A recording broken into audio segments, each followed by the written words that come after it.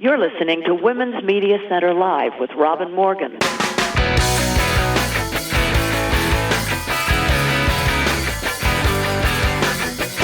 Welcome to Women's Media Center Live. I'm Robin Morgan. And wow, do we have a lively show for you today. Well, let's start with my special guest, who is Johnnie Jae, who is of Choctaw, Otoe, Missouri ancestry, and who is the founder of a tribe called Geek and Grim Native to celebrate those who are indigenous, but who also have a deep love for horror. Grim Native. And she has profound commitment to recognizing and celebrating Native representation in the genre of grimness, horror, and in STEM, and in pop culture, and in geekness, that's Star Trek and Star Wars, and everywhere. She's a disability activist. She is, you name it, and she's it. I call her a one-woman movement, and they call her the brown ball of fury.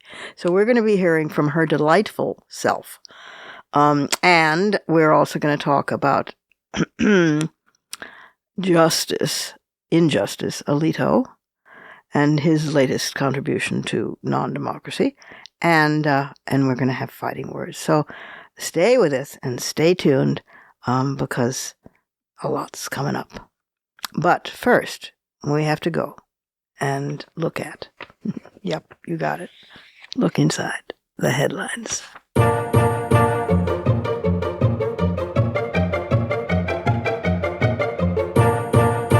Samuel A. Alito, Jr. has just written the latest alarming decision of the Supreme Court, a 6-3 ruling with all three liberal justices in dissent. It sided with South Carolina Republicans in a racial gerrymandering case that is the Republican majority court's latest ruling curbing voting rights. Now, the court has disallowed racial gerrymandering, but enabled partisan gerrymandering, though it can be difficult to distinguish between the two. Chief Justice John Roberts, who authored the 5-4 decision in 2019, effectively blessing partisan gerrymandering, noted during the October argument in this South Carolina case that, quote, disentangling race and politics in a situation like this is very, very difficult, close quote. Aw, gee. Alito, of course, also wrote, but first leaked the Dobbs decision overturning 50 years of constitutionally protected abortion for women who chose that route of reproductive freedom. Put on the court by George W. Bush, Alito at first was a bit of a stealth justice, but he has come out in full extreme right-wing blatancy in the last few years. There were the scandals of corruption, expensive gifts, paid-for vacations, private airplane flights, etc. He rejected demands for recusal in a major tax case after he gave interviews to one of the lawyers involved, David Rifkin, for the Wall Street Journal editorial page. He and his wife received substantial gifts from various corporate businessmen who had cases coming before the court, who were simply, according to him, friends who were gifting him personally, and he refused to recuse himself from such decisions. And now we have the flag problem. First, there was the upside-down American flag flown on the front lawn of his Washington, D.C. house in the days immediately following January 6, 2021. Flying the flag upside down is a sign of extreme distress and has been proudly and widely adopted by the MAGA folks in their Stop the Steal assemblies. They flew it during the insurgency at the Capitol, chanting "Hang Mike Pence" and breaking into Congress itself. Alito chivalrously blamed his wife, saying that she had put up the flag in response to a neighbor who had put up an anti-Trump sign lawn display. And no, this would not make him recuse himself from the upcoming decision about the very same January 6th insurgents themselves. Not that he's the only one culpable, since Ginny Thomas, the wife of Clarence Thomas, has been irrepressible in her extreme MAGA views. Personally, I think these women are so frustrated by their marriage to men who have to pretend that they will be objective that it makes the women even more right-wing in their own fanaticism. And now Alito has come through with another round, one he cannot conveniently punt to a neighborly dispute in Washington, D.C. His beach house displayed an appeal to heaven, or pine tree flag, originally a Revolutionary War symbol. Now, this flag was displayed at his New Jersey house, according to photographs taken by passers-by, which ran in the New York Times, the photograph. As of this writing, Alito has not commented on the beach house flag. In coming weeks, the justices will rule on a key January 6th case, which challenges whether those who stormed the Capitol can be prosecuted for obstruction of justice, as well as to whether Trump himself is immune from prosecution for actions he took while president. And that decision will shape how accountable he can be held for trying to overturn the last presidential election and his chances at regaining the White House in the next one. Disclosure about the new flag is a deeply troubling element for constitutional experts because it ties Alito more closely to the attempted election subversion movement, and it was displayed as the obstruction case first came for consideration by the court. Until about a decade ago, the appeal to heaven flag, or pine flag, was mostly a historical relic from the American Revolution. But since then, it has been revived publicly and widely to represent a theological vision of what the U.S. should be and how it should be governed. This is one of those issues that has never quite surfaced before, because this audacity, this entitlement of openly displaying such symbols to mean insurrection has just simply not occurred before in our republic. But of late, the question of open, defiant, extreme bias seems to be occurring more, and more blatantly. Clarence Thomas recused himself appropriately, actually, from a case involving John Eastman, his former law clerk and a friend, and it was decided that he did so appropriately because it is improper for judges to hear cases directly involving the personal interest of family members. But that was the rare exception. His wife, Virginia Thomas, had been actively involved in efforts to throw out the results of the 2020 election, which prompted repeated calls for his recusal in related cases in which he has elected, in fact, to participate and not recuse. Earlier this term, the Supreme Court announced an ethics code, a first to the court, although all other judges in the judicial system do have to follow such a code. Under these guidelines, justices are encouraged to avoid even the appearance of bias. It remains unclear, however, what would happen if Alito were directly accused of violating the ethics code, which has no clear enforcement mechanism, and there is no process for investigating a complaint of a violation or any disciplinary measures. But that's no reason to hide away from it.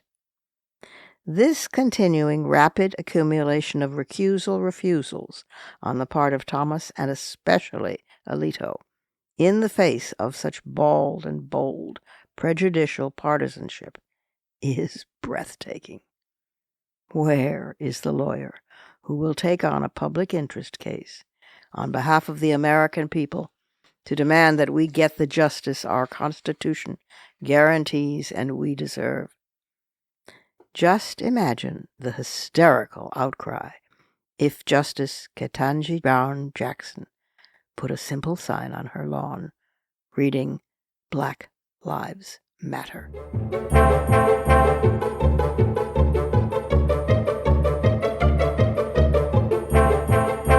It's time for our first break, but I will return in just a minute with the special guest, Johnnie Jae, and a tribe called Geek. Don't go away.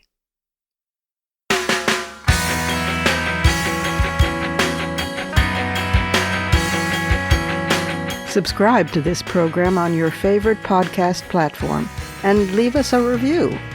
Follow us on Twitter at WMC Live, like our Facebook page at facebook.com/WMC Live, and visit us at WMCLive.com for more information about our show and our guests. You're listening to Women's Media Center Live with Robin Morgan.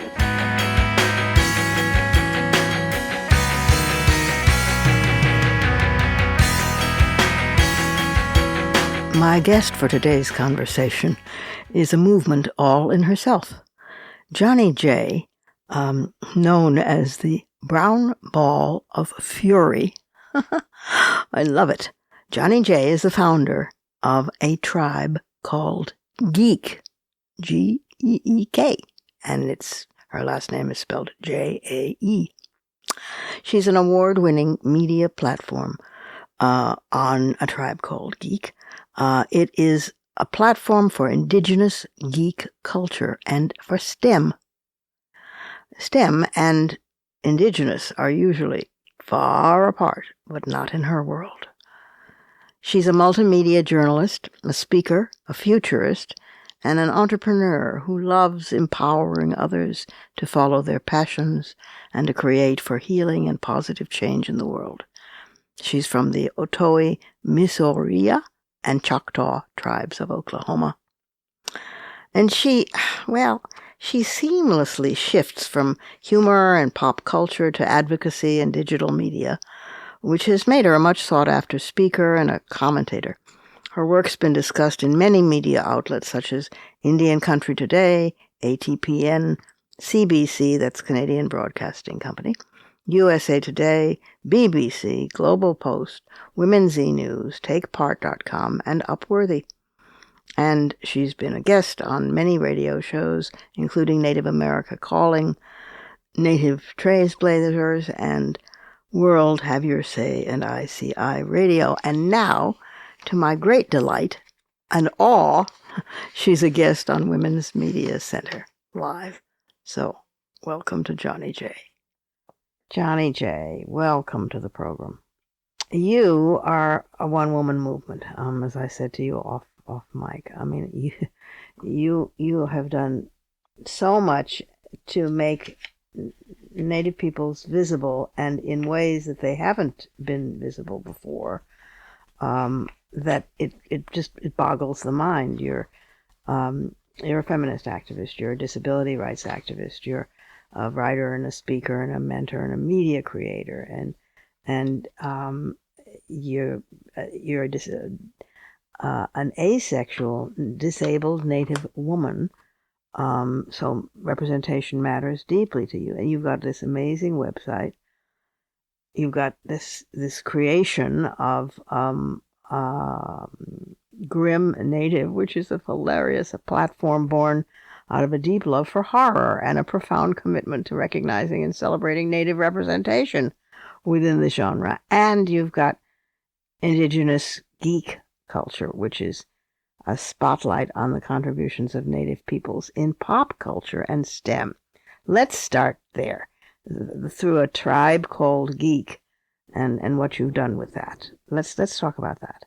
Yeah, absolutely. Before I started with a tribe called Geek, I actually was working with a company called Native Max Magazine, which is the first indigenous fashion magazine. Huh. And that was where I started with journalism. Ah. And it was kind of like being able to recognize like indigenous contributions to the fashion industry. And, you know, we didn't just do fashion, we talked about culture and entertainment, and everything is very Native centric. Everyone on camera, every aspect of the magazine, Native people were involved. The writers were Native, the photographers were Native, the designers were Native. Wow. So it wasn't a matter of cultural appropriation, because it was all Native to begin with. Exactly. And we were able to talk about, you know, like the impact of cultural appropriation, like on Native communities. Right. And I really loved working with Native Max, but I'm not a really fashiony person. And, that makes you two know, of us. and I grew up on Star Wars, I grew up on Star Trek, and just kind of being a nerd. And I noticed that there really wasn't a space for Native people to really talk about that. And we had some natives who were doing some incredible things, like really breaking down some barriers, like working at mainstream comic book houses. They were going to Comic Cons and presenting panels, and we've always had like indigenous comic books, like that I knew from growing up, but never really got their shine. And so I was a guest on one of my friend's radio stations. She did Rose City Native Radio out of Portland. And,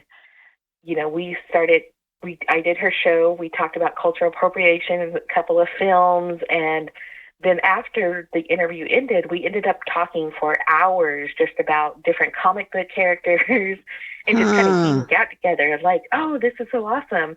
Wow. And we were kind of guesting back and forth. Like I had a podcast at the time called Indigenous Flame, and we were just kind of guesting back and forth. And then pretty soon we were just like, you know what, we need to do something together. Yeah. And I had already had like all the domains and social media for A Tribe Called Geek because I had tried to start it before, but I had tried to start it as a social media network of its own. And people could create their own profiles. We had message boards. People could send chats to each other and even host their own blogs. But of course, paying out of pocket, it was a little too expensive to keep up. Yeah, of course. And so it kind of went on the back burner. Yeah. But we brought it back as a podcast, and we were interviewing people, and it was really fun just to be able to geek out with other natives about Star Wars, about Star Trek, and talking about problematic representation in some of our favorite fandoms.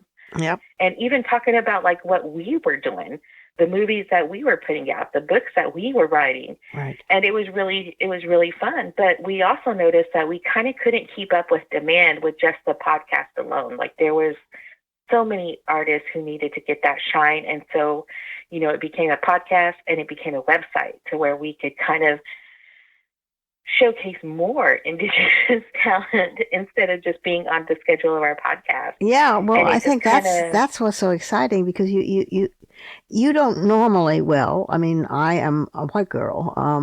Unfortunately, I've tried to do it otherwise, but I'm stuck being a white girl. But you do not, in the minds of many white people, this is not a native territory.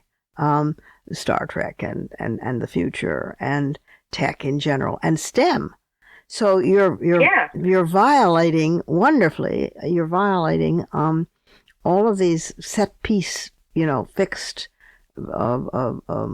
territories that you're not supposed to go into just by the existence that there are the existence of native peoples being there. And I think that's just incredible.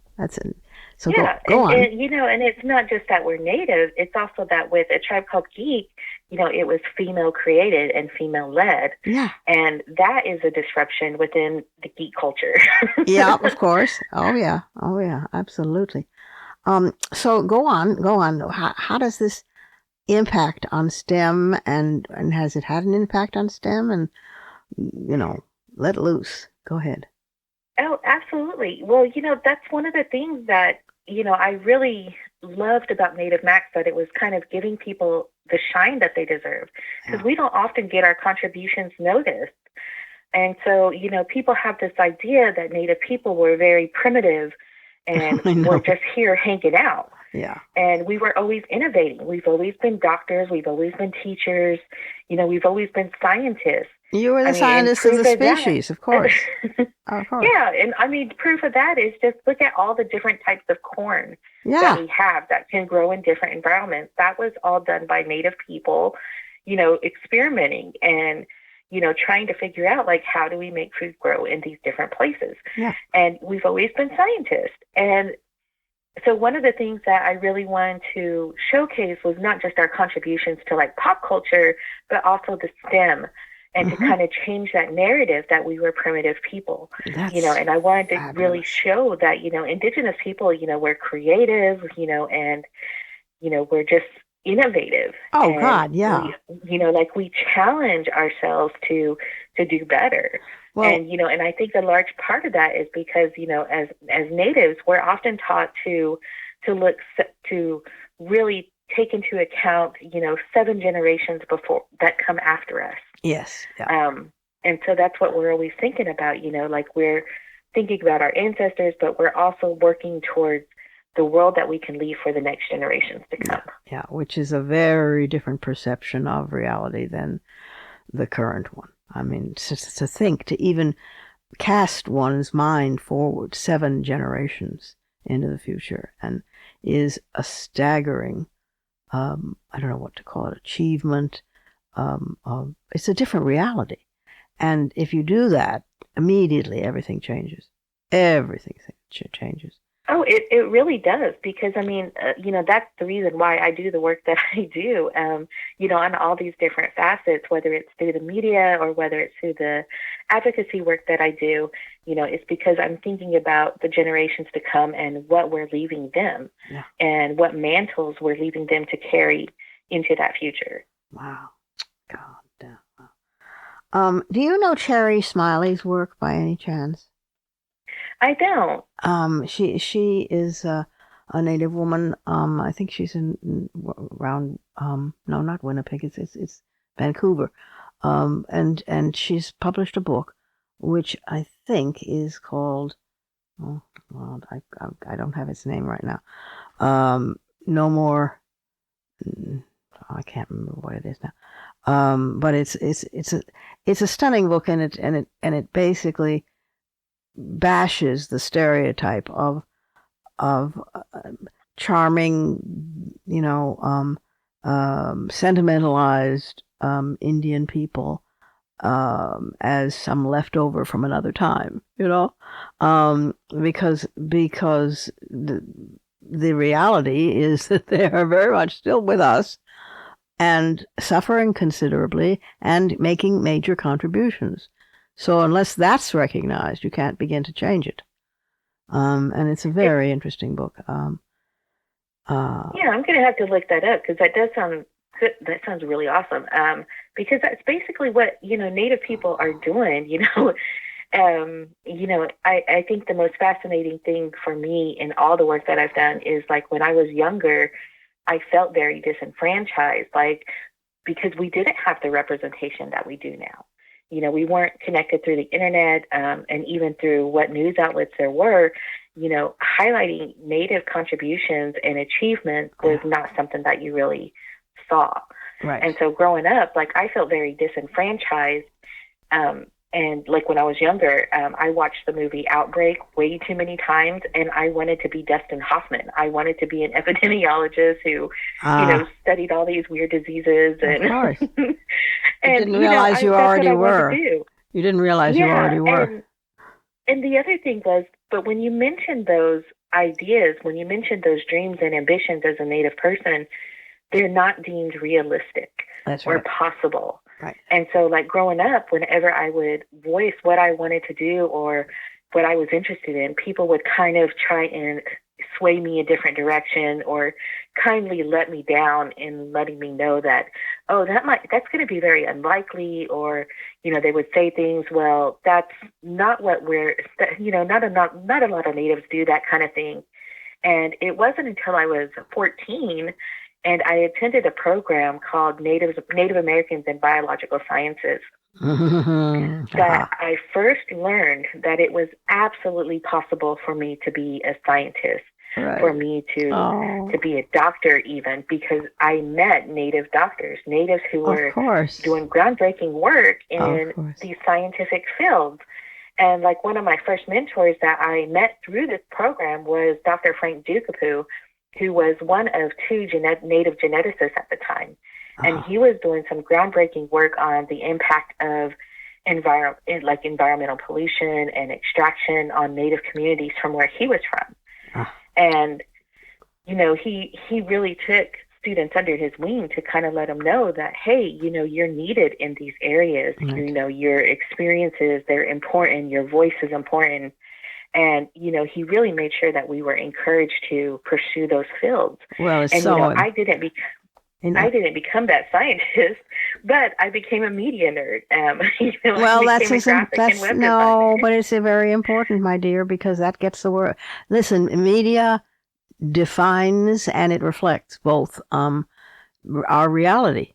And if you don't have a presence in media, you are screwed. I mean, you can't even begin to get into the starting position then. And I think certainly one of the most inimical and disastrous reactions to Native activism is this sentimentalizing and this sort of soft, fuzzy focus over everything of a lovely people. I remembered the title of the book. It's not sacred, not squaws. Cherry Smiley, and it's published by Spinifex. And it's a remarkable book because she's basically saying, okay, it's all very well to do tribal, and we should do tribal, and we should affirm ancestors and so forth. But we live in today, and we're tired of being told we don't. We're tired. Most people think that we're not existing anymore, that we just, are you still around? And this is intolerable. And we're not only existing, but we're everywhere. And, so I think it's a remarkable book.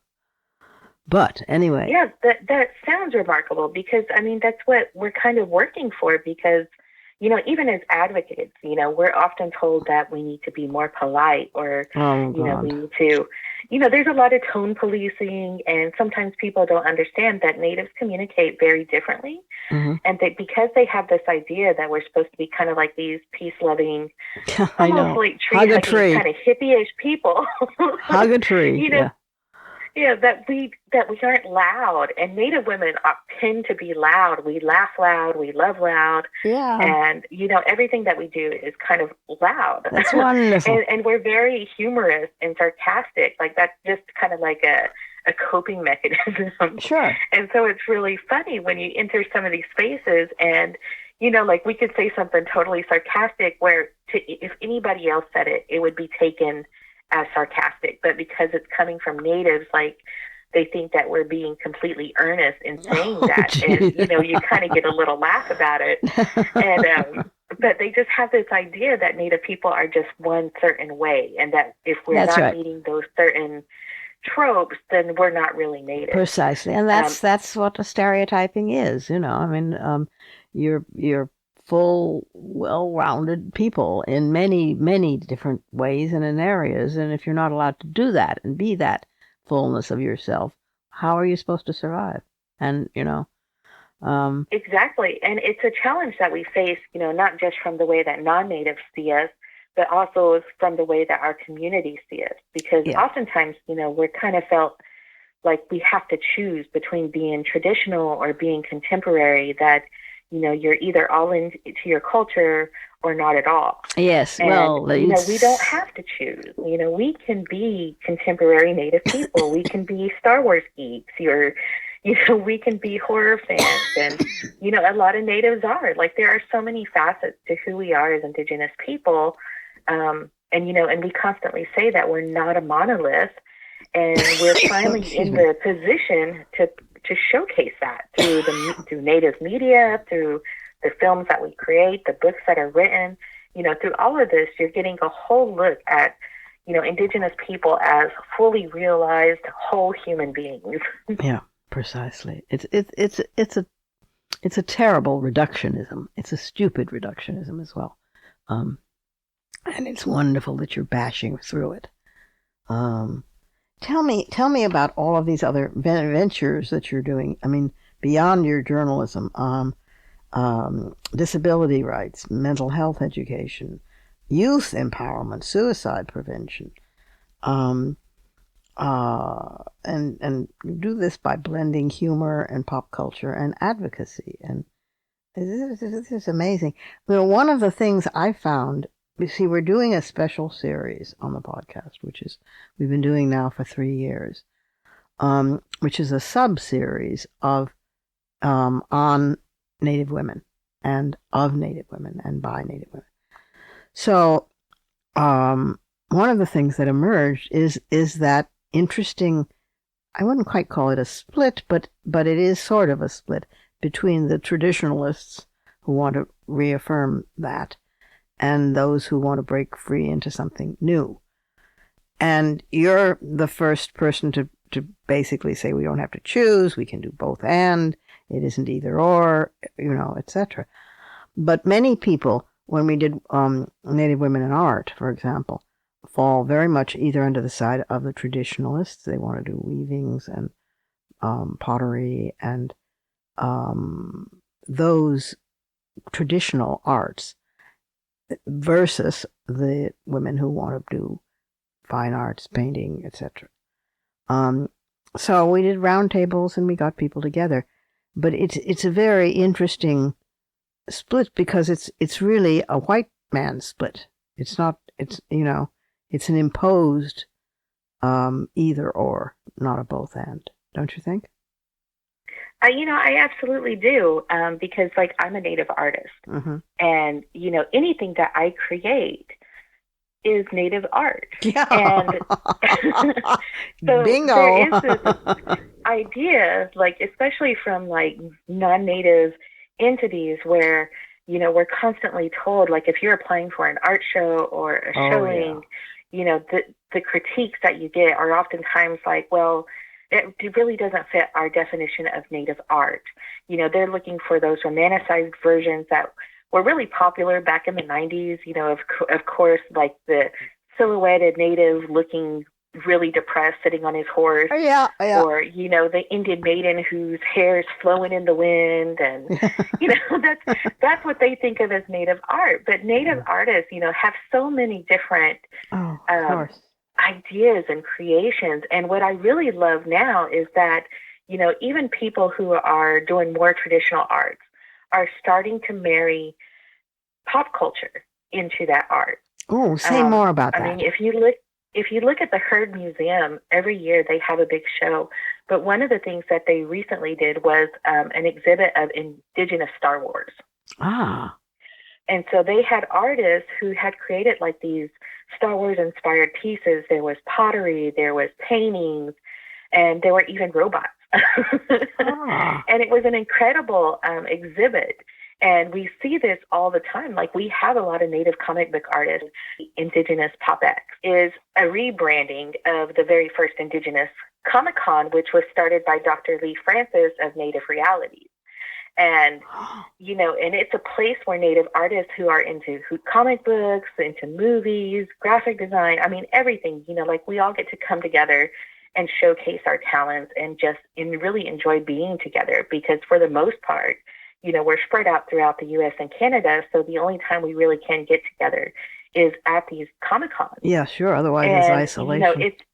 It's one of the most incredible things, really, because you get to see just a whole wide range of Native perspectives on pop culture, whether it's Star Wars or Mandalorian or, Star Trek. Right. And I'm a Trekkie myself. Kind of being incorporated into more traditional art. Uh-huh. And, and I mean, I've seen some rugs that were woven that, were Mandalorian inspired.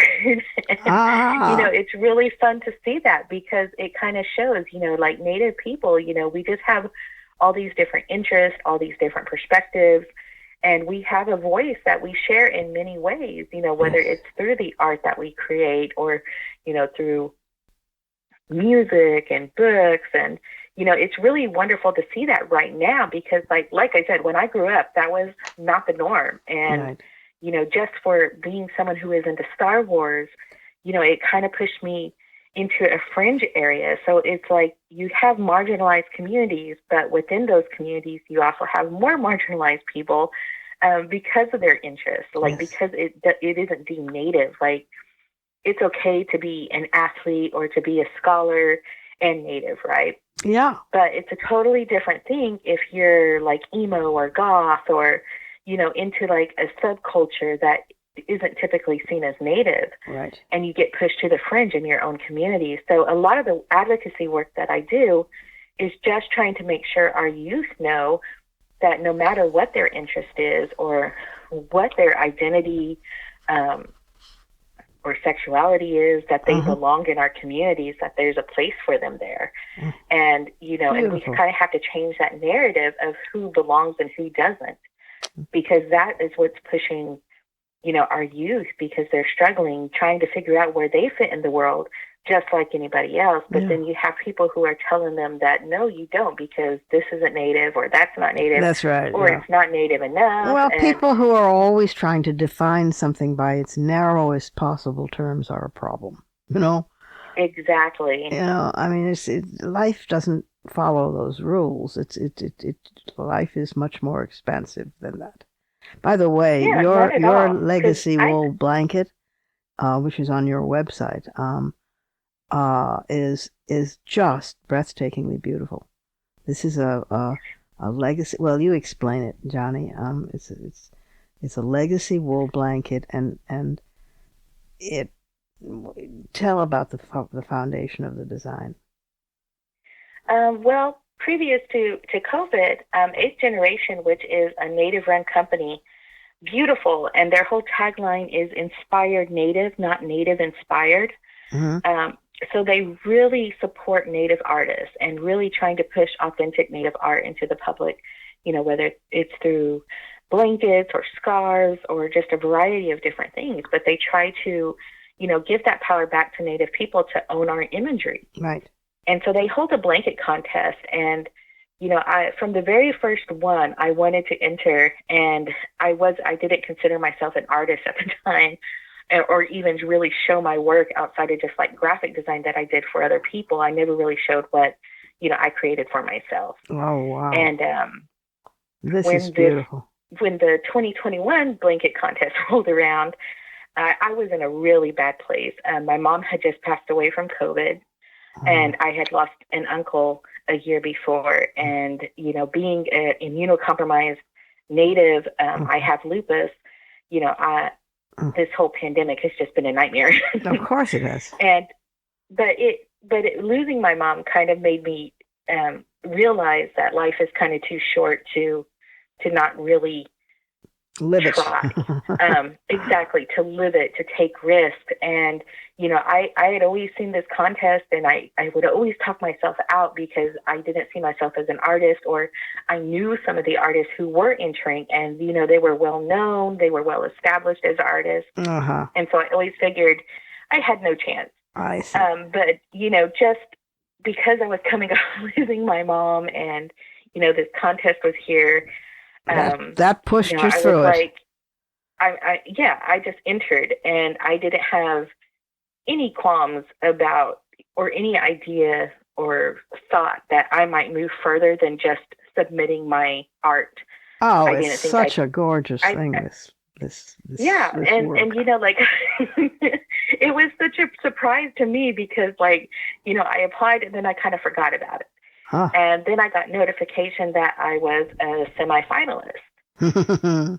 And I was like, oh, wow. And, you know, it comes down to, you know, like a semifinalist. And then I came down to like one of the top 3 finalists of the contest. Oh. And the other two artists were extremely talented, but well established. Like, I'm talking, when you go to their Instagram, they have over 100,000 followers. Oh my God! And on then my little Instagram, you. I had 5. Yeah, and I had 5K. And like, I was known for, like, I'm more known for like my advocacy work and things like with A Tribe Called Geek and things like that. I'm not really known for art. And so, like, I was just shocked that I was in a finalist, and it came down to people voting, who the winner was going to be. And, you know, I was already like, hey, you know what, if you guys could vote for me, I'd really appreciate it. But I still had I did not think I was going to win. And then I got an email saying, hey, could you meet us for like a meeting? And I was like, sure. And when I got onto the Zoom meeting, the staff of 8th Generation was there with the CEO, and, you know, they let me know that I won. Oh, isn't that marvelous? They were like, and it's so beautiful. Like, it's just, and that's where the design came from. You know, they were like, okay, do you have any idea of what you want to do for your blanket? Because the artwork that I had submitted was from my T-shirt design. Mm-hmm. And, you know, and they wanted me to create a blanket, and I had already, you know, I didn't think I was going to have a chance, but you want to be prepared just in case. Yeah, sure. Sure, you touch every spoke. I had already been thinking about what I wanted to do, and, you know, I really wanted to take that opportunity to honor my mom and my uncle, but also to bring some representation to the Plains natives within this company. Right. Because a lot of it is more West Coast and Coastal Salish designs. And so I wanted to give some representation that would more resonate with some of the Plains natives. Right. You're Otoe, Missouri, and Choctaw, right?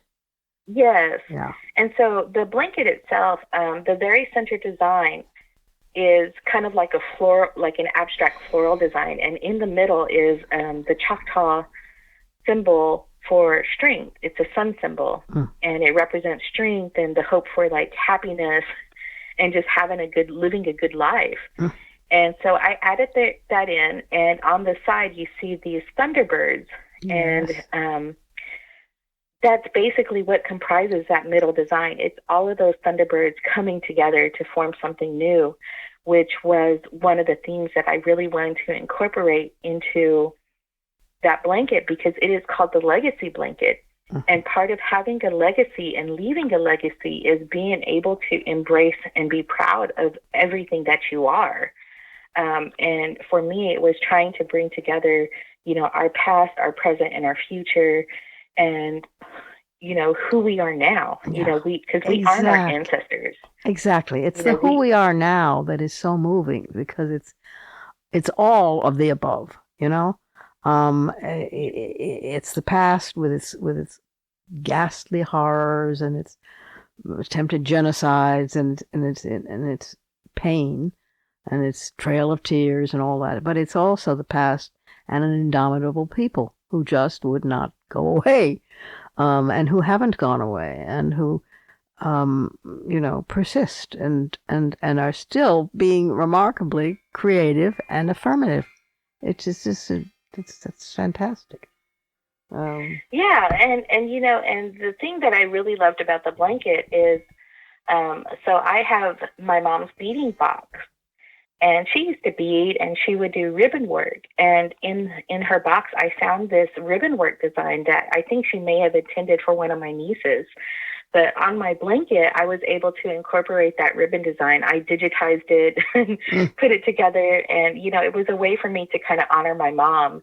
And because that was her creativity. And, it's a piece of her that got to be a part of this blanket. Yes. And even the colors that I chose for the ribbon work, it's red and navy blue, which I put there to honor my uncle, who also died from COVID. He was a member of, his tribe's Gord clan and the Black Leggings Warrior Society. And I wanted to make sure that he was represented in that as well, because both him and my mom, they had such a huge impact on the way that I grew up and me being the person that I am today. And my uncle was the person who got me into comic books in the first place when I was a kid. Right. Because I would go and stay with them over the summer, but they lived out in the middle of nowhere.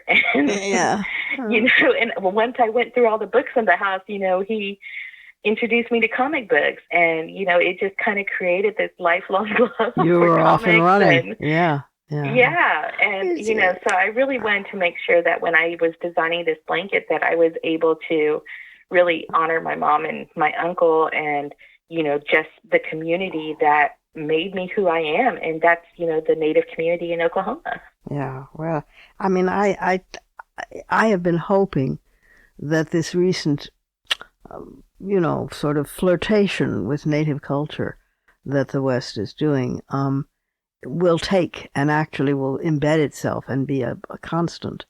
Because, you see all sorts of things like new television series and new films, and you see Native characters in a way that you haven't seen them before, and they're full-rounded characters, and there's sometimes even shocking news played by Indigenous people, so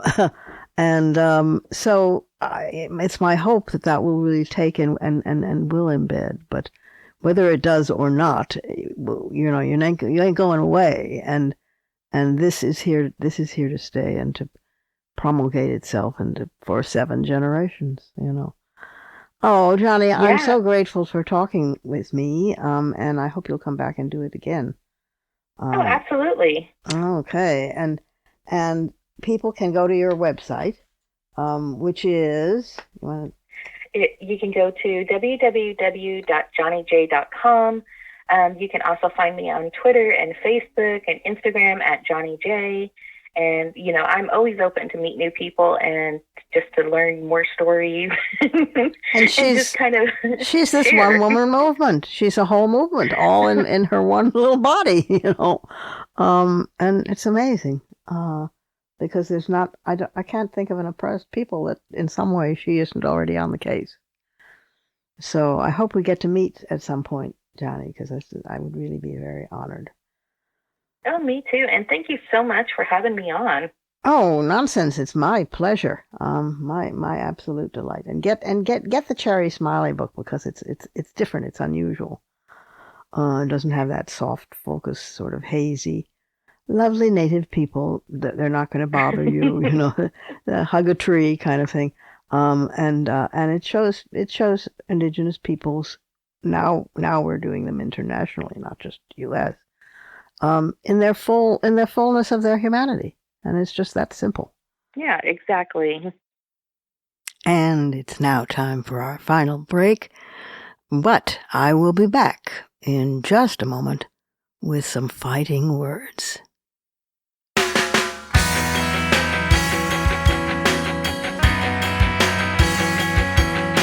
The Women's Media Center, founded in 2005 by Jane Fonda, Gloria Steinem, and myself, is a progressive, nonpartisan, nonprofit organization working to make women visible and powerful in media.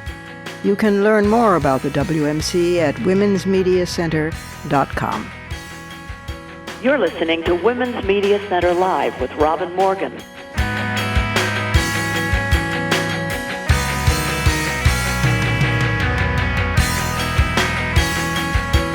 Good news. Good news? Can those be fighting words? Yeah, why the hell not?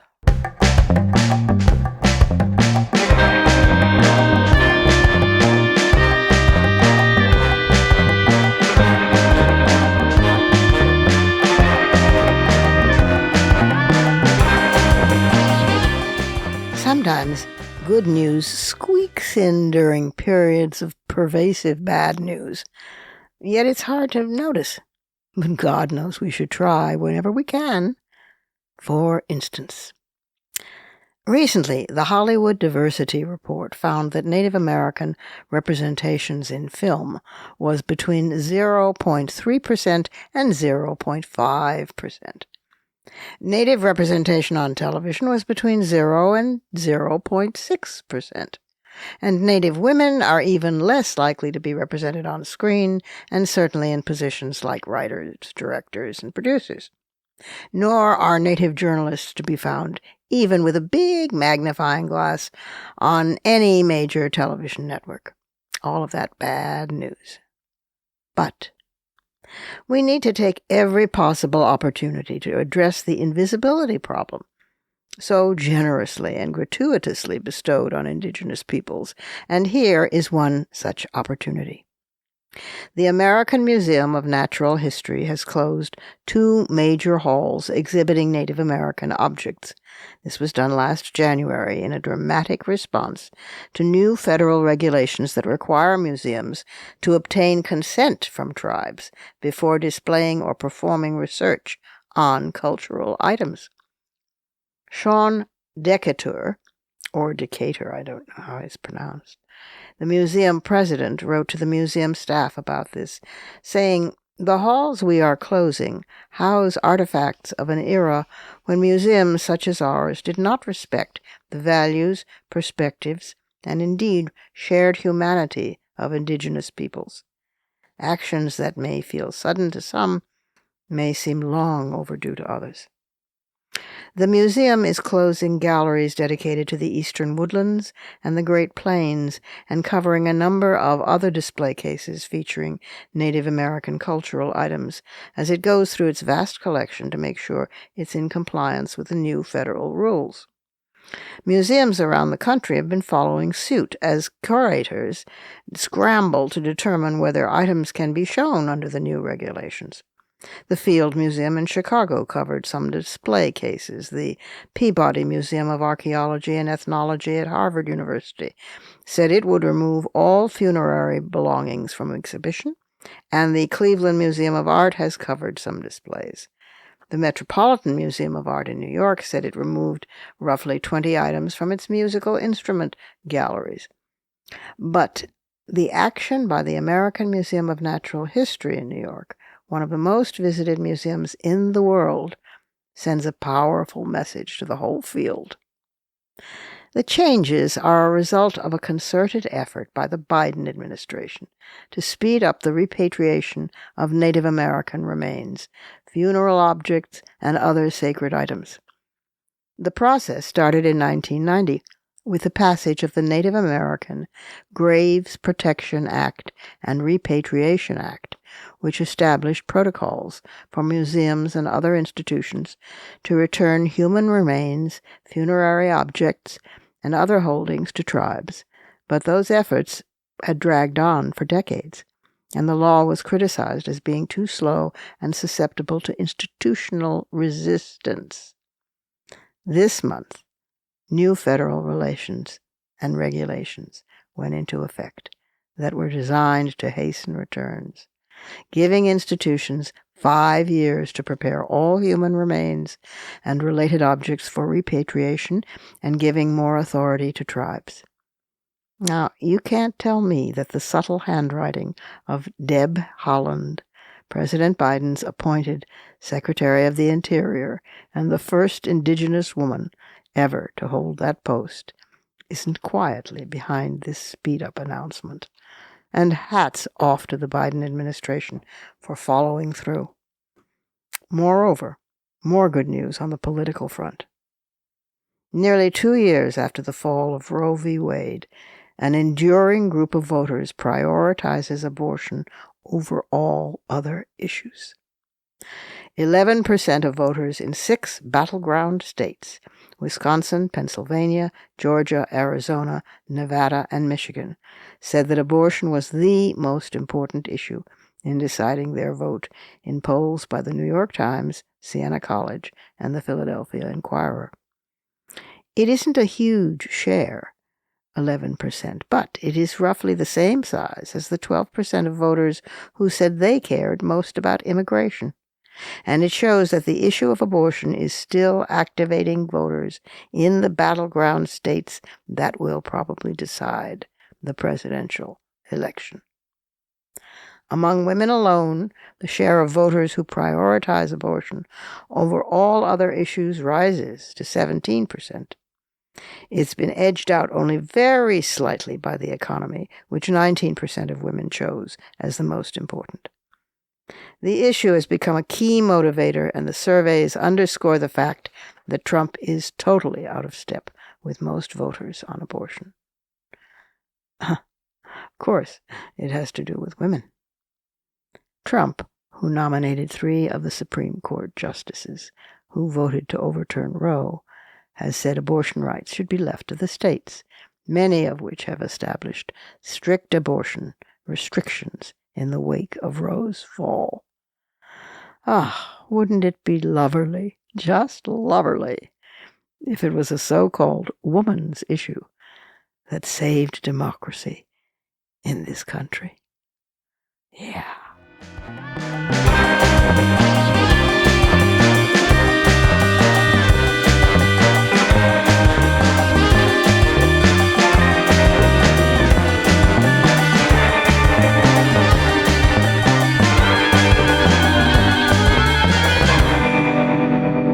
And that's our show for this week. You can follow me on social media at The Robin Morgan. You can check out my blog at robinmorgan.net, and you can find my new novel, Parallax, and my just-out new book of poems, Harvesting Darkness, wherever books are sold. Portions of this program were taped earlier. Views expressed here do not necessarily represent the WMC. Here's the family for Women's Media Center Live. Executive producer, as well as founding and sustaining sponsor, Regina K. Scully. WMC President and co-executive producer for this program, Julie Burden. Senior advisor for this episode, Rebecca Adamson, Cherokee Nation, founder of First Peoples Worldwide.